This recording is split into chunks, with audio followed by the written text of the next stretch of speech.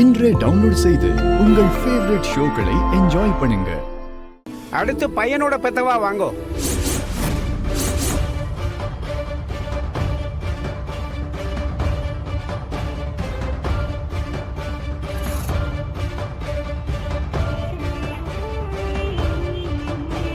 ஐயரே, அந்த பையனுக்கு அப்பாவும் இல்ல அம்மாவும் இல்ல.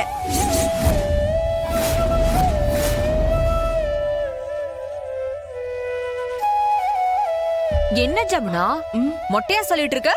அவருக்கு புரியுற மாதிரி சொல்லு. ஓ ஐயரே, அவனுக்கு அம்மா மட்டும்தான் உயிரோட இல்ல.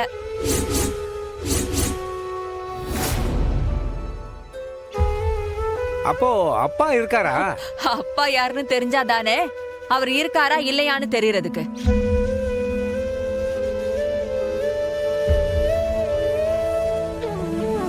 ஐயரே, சிவாவுக்கு அப்பாவும் இருக்காரு அம்மாவும் இருக்காங்க.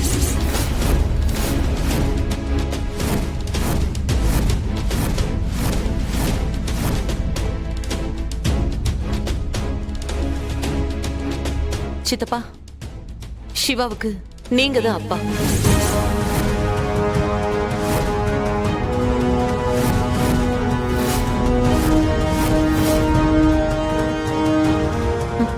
சித்தி தான் இவனோட அம்மா. இதெல்லாம் நான் முன்னாடியே சொல்லியிருக்கேன்ல. அதனால நீங்க 2 பேரும் செய்யுங்க. இந்திரா, என் புள்ள கபிலன் இருக்கும்போது நான் ஏன் இவனுக்கு செய்யணும்? சிவாவுக்கு நான் வாக்கு கொடுத்திருக்கேன். என் மேல உங்களுக்கு மரியாதை இருந்தா நீங்க இதை செஞ்சுதான் ஆகணும்.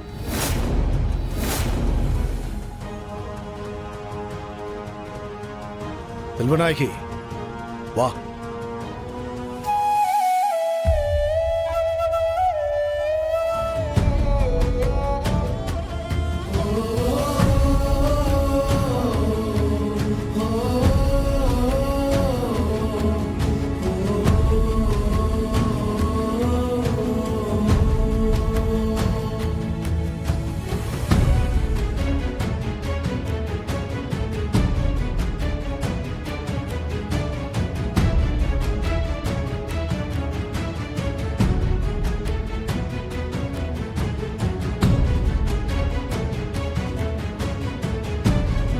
ரெண்டு பேரும் அப்பா அம்மா காலில் விழுந்து ஆசீர்வாதம் வாங்கிக்கோங்க.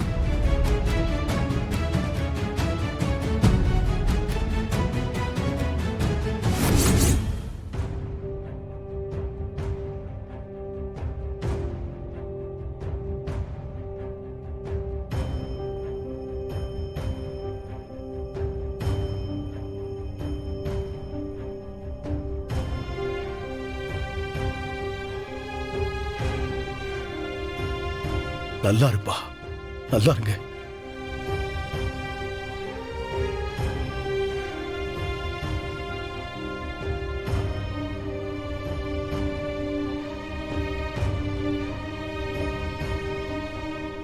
நீங்க சொன்னது உண்மையா இருந்தா உங்களுக்கு கிடைக்க வேண்டிய மரியாதையும் உரிமையும் நானே வாங்கி கொடுக்கறேன். ஆனா நீங்க சொன்னது மட்டும் பொய்யா இருந்தா இந்த இந்திராணிக்கு இன்னொரு குணமும் இன்னொரு முகமும் இருக்குங்கிறத மறந்துடாதீங்க. கவலைப்படாதீங்க மேடம், நாங்க சொன்னது உண்மை. சிவா இந்த வீட்டோட வாரிசு நாங்க நிரூபிப்போம். எங்களுக்கு அந்த நம்பிக்கை இருக்கு. இதுக்கு மேல நீ அந்த வீட்டு பக்கம் வரவும் கூடாது, வரவும் நான் விட மாட்டேன். புரிஞ்சுதா? அதெல்லாம் விடு ஜமுனா. இவ எதுக்காக ரித்திகா வாழ்க்கை கெடுக்கிற மாதிரி இங்க வந்திருக்கான்னு அத முதல்ல கேளு. அந்த அனாதை பையில கல்யாணத்தை பண்ணிட்டு வேற எங்கேயாவது ஓட வேண்டியதானே? இங்க எதுக்காக இவ வந்தாலாம்? இங்க பாரு, ஒழுங்கா இந்த வீட்டை விட்டு வேற எங்கேயாவது ஓடி போயிடு. இல்ல நடக்கிறத வேற சொல்லிட்டேன். ஏய், உன்கிட்ட தான் சொல்லிக்கிட்டு இருக்கோம். சொல்றது காதுல வேளையா? நான் இதுக்கு போனோம்.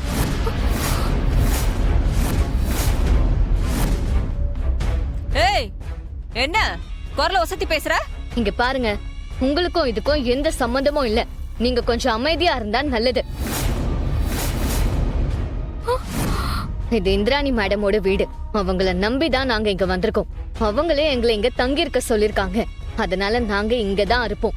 அத வேண்டான்னு சொல்ற உரிமை உங்க யாருக்கும் கிடையாது. அப்புறம் நான் இன்னும் இப்போ உங்க வீட்ல இருக்கிறவ இல்ல. நீங்க சொன்ன மாதிரி நான் இப்போ இன்னொருத்தரோட பொண்டாட்டி. எனக்கு நீங்க ஒன்னும் ஆர்டர் போடாதீங்க. அப்படியே ஆர்டர் போட்டாலும் அதை கேட்க வேண்டிய அவசியம் எனக்கு இல்லை இப்போ. ஓஹோ, ஆஹா. அப்போ இத்தனை நாளா எங்களை ஒட்டிக்கிட்டு இருந்தது இருக்கிறதுக்கு இடமும் திங்கறதுக்கு சோறும் கிடைக்கும் அந்த ஒரு காரணத்துக்காக தானடி. இப்போ அது வேற ஒரு இடத்துல கிடைக்குதுன்னு உடனே எங்களை எதிர்த்து பேசுற அளவுக்கு ஆயிட்டல நீ. நீங்க எப்படி வேணாலும் நினைச்சுக்கோங்க, எனக்கு அதை பத்தி எல்லாம் கவலை இல்லை.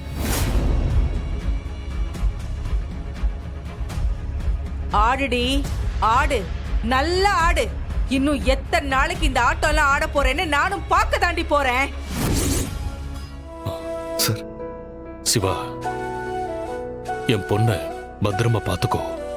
நீ அவளை பாத்துப்ப, எனக்கு நல்லா தெரியும். ஒரு விஷயம் நல்லா கேட்டுக்கோ, அவ என் குலசாமி, அவதான் என் வாழ்க்கை, அதை மறந்துடாத.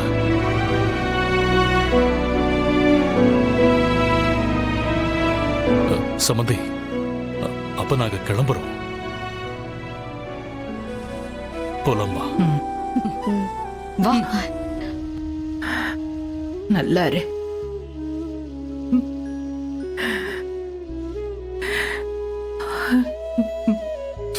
பாத்துக்க என்ன பத்திரம்டா. சரிங்க பாட்டி. வர சிவா. சம்பந்தி. Okay sir. முக்கிய செய்தி: பொதுமக்களுக்கும் அரசாங்கத்துக்கும் இடையூறு ஏற்படுத்தும் வகையில் பல குற்றங்களை செய்து வருபவனும் போலீசாரால் நீண்ட வருடங்களாக தேடப்பட்டு வரும் குற்றவாளிதான் வர்மா. வர்மாவுக்கும் தமிழ்நாட்டின் பிரபல பத்திரிகை நிறுவனம் ஒன்றின் குடும்பத்தைச் சேர்ந்த இளைஞர் ஒருவருக்கும் தொடர்பு இருப்பதாக போலீஸ் தரப்பில் இருந்து செய்திகள் கசிந்துள்ளது. அவரை பிடிப்பதற்கான தக்க ஆதாரங்களை போலீசார் சேகரித்து வருவதாக நம்பத்தகுந்த வட்டாரங்களால் கூறப்படுகிறது. புருஷலி கிட்ட எப்படி எல்லாமோ என்கொயரி பண்ணியாச்சு. அவன் வர்மா பத்தி வாயை திறக்க மாட்டான்றான். சோ இப்போ நமக்கு வேற வழியே இல்ல. அந்த கபிலனை எப்படியாவது விசாரணை கூட்டிட்டு வரணும். கபிலன் புருஷலி கிட்ட பேசினா நமக்கு ஏதாவது க்ளூ கிடைக்க வாய்ப்பு இருக்கு. சார், கபிலன் எப்படி விசாரணைக்கு கொண்டு வர்றது? அது உன்னாலதான் முடியும் ஏடி. சார், நானா? சார், நானும் சிவாவும் இப்போதான் இங்க வந்து சேர்ந்திருக்கோம். அதுக்குள்ள கபிலன் எப்படி சார் கூட்டிட்டு வர்றது? உன் நிலைமை எனக்கு தெரியுது ஏடி. ஆனா நமக்கு வேற ஆப்ஷனே இல்ல. விஷயம் இப்போ மீடியாவுக்கு லீக் ஆயிடுச்சு. வர்மா கண்டிப்பா அடுத்து என்னன்னு யோசிக்க ஆரம்பிச்சிருப்பான். அதனால அவனுக்கு முன்னாடி நாம முந்திக்கணும். இல்லனா நம்ம பட்ட கஷ்டம் எல்லாம் வேஸ்ட் ஆயிடும்.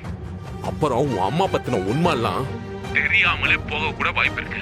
நல்லா யோசிச்சு இத பண்ணி ஏடி. உன்னால மட்டும்தான் முடியும். சரி, நான் அப்புறம் கூப்பிடுறேன்.